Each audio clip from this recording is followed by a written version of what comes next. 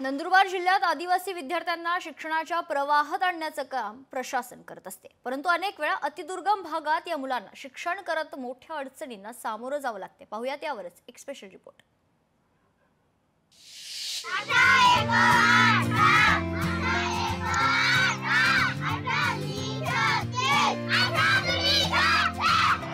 आदिवासी विद्यार्थ्यांच्या अभ्यासासाठी पुढाकार।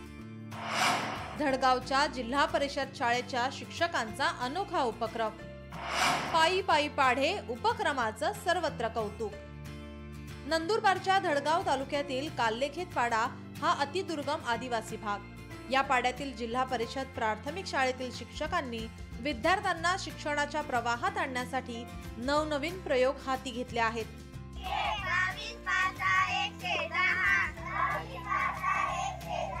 पायी पायी पाडे हा उपक्रम विशेष ठरत आहे। या शाळेतील जवळपास 260 विद्यार्थी दररोज 3 ते 4 किलोमीटर नागमोडी डोंगर दऱ्यांतून पायी प्रवास करतात। प्रवासाचा वेळ वाया न जाऊ देता तो शैक्षणिक दृष्ट्या उपयुक्त बनवण्यासाठी शिक्षकांनी हा अभिनव प्रयोग सुरू केला आहे। ते जाता येता पाडे म्हणल्यामुळे जे हिंस्र प्राणी होते त्यांची भीती त्यांच्या मनातून गेली आणि त्यांच्या आवाजामुळे कोणता हिंस्र प्राणी त्यांच्या जवळ येत नव्हता आणि अशा प्रकारे येता जाता कमी वेळेमध्ये त्यांना चांगले पाडे पाठ झाले। हसत खेळत गणिते ही क्रिया पण आमची चांगल्या प्रकारे होऊ लागली आणि त्याचं आम्हाला चांगल्या प्रकारे रूपांतर अभ्यासामध्ये करता येऊ लागले।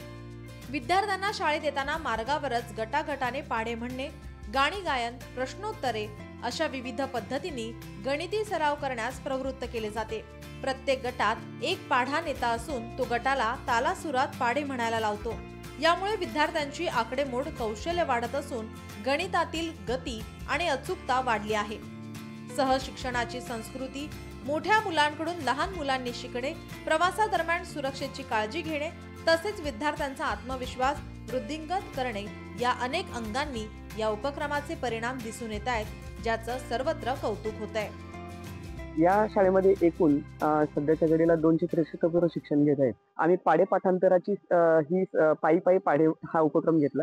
याच्यामुळे 12-13 पाड्यावरून लांबचे येणारे 5-6 किलोमीटर 3-4 किलोमीटर पासून येणारी मुलं एकत्रित येत असताना रस्त्यामध्ये हिंस्र प्राणी, सरपटणारे प्राणी यापासून त्यांचा जो रक्षण होत होता आणि आवाजामुळे त्यांना आवाजामुळे ते लांब निघून जायचे। घरून येता जाता पाढे म्हणत असतो। मी एका गटाची प्रमुख आहे। मी त्या गटामध्ये पाढे घेत असते। ते आम्हाला 30 पर्यंत पाढे पाठ आहेत। आम्ही उलटे सुलटे व आडवे पाढे म्हणतात। त्यापासून आम्हाला हिंस्र प्राण्यांची भीती कमी होते। पायी पायी पाढे हा साधा पण प्रभावी प्रयोग शिक्षण आणि दैनंदिन जीवन यांची सांगड घालतो। दुर्गम भागातील इतर शाळांसाठीही हा उपक्रम प्रेरणादायी ठरत असून आदिवासी भागातील विद्यार्थ्यांच्या शैक्षणिक प्रगतीसाठी तो दिशा दाखवणारा ठरतो आहे। विशाल ठाकूर, लोकशाही मराठी, नंदुरबार।